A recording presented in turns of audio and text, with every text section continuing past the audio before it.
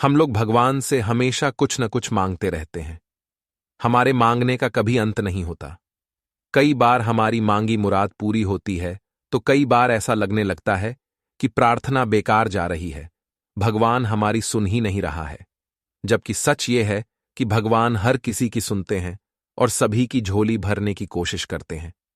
लेकिन जब झोली भरी हो या आपको भरी झोली को खाली करने का तरीका नहीं मालूम हो, तो भगवान यही सोचता है कि इसे देने का भी क्या फायदा। अगर आप वस्तुओं का उपयोग समुचित प्रकार से करेंगे तो निश्चित ही आपको आपकी मांगी गई चीज मिल जाएगी। लेकिन अगर आप उपयोग करना ही नहीं जानेंगे तो वस्तु लेकर करेंगे क्या? इस संदर्भ में एक रोचक कथा है।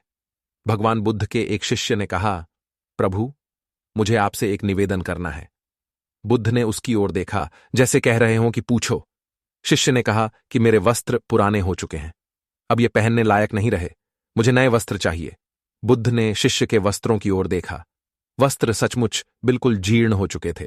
बुद्ध ने दूसरे शिष्य से नए वस्त्र लाने के लिए कहा। कुछ दिनों बाद बुद्ध अपने उस शिष्य के निवास पर पहुंचे। कुशलक्षेम के बाद उन्होंने पूछा, तुम्हें और कुछ तो नहीं चाहिए? शिष्य ने कहा कि मैं इन वस्त्रों में बिल्कुल आराम से हूं, मुझे और कुछ नहीं चाहिए। अब बुद्ध और शिष्य का संवाद शुरू हुआ जो इस प्रकार था। बुद्ध, अब जबकि तुम्हारे पास नए वस्त्र हैं तो तुमने पुराने वस्त्रों का क्या किया? शिष्य, मैं अब उसे ओढ़ता हूं। बुद्ध, ओढ़ने के पुराने वस्त्रों का क्या किया? शिष्य, जी, मैंने उसे खिड़की पर लगा दिया है। बुद्ध, तो क्या तुमने पुराने पर्दे फेंक दिए? शिष्य, जी नहीं, मैंने उसके 4 टुकड़े किए। रसोई में उनका इस्तेमाल चूल्हे पर से गर्म पतीलों को उतारने के लिए करता हूं। बुद्ध, तो फिर रसोई के पुराने कपड़ों का क्या किया? शिष्य, अब मैं उन्हें रसोई साफ करने के लिए प्रयोग करूंगा।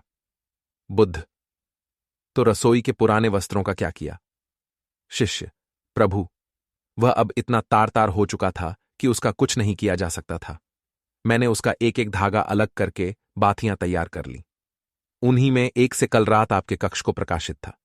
बुद्ध शिष्य के इन उत्तरों से संतुष्ट हो गए। वे प्रसन्न थे कि उनका शिष्य वस्तुओं को बर्बाद नहीं करता और उसमें समझ है कि उनका उपयोग किस तरह से किया जा सकता है।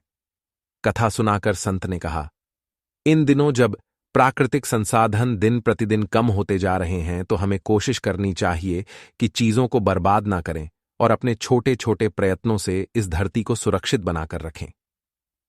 तो अगर आपको महात्मा गौतम बुद्ध की इस कहानी से कुछ सीखने को मिला हो तो अपने दोस्तों के साथ इसे जरूर शेयर करें और आगे भी ऐसी कहानी लाते रहेंगे तो हमारे चैनल को सब्सक्राइब करें।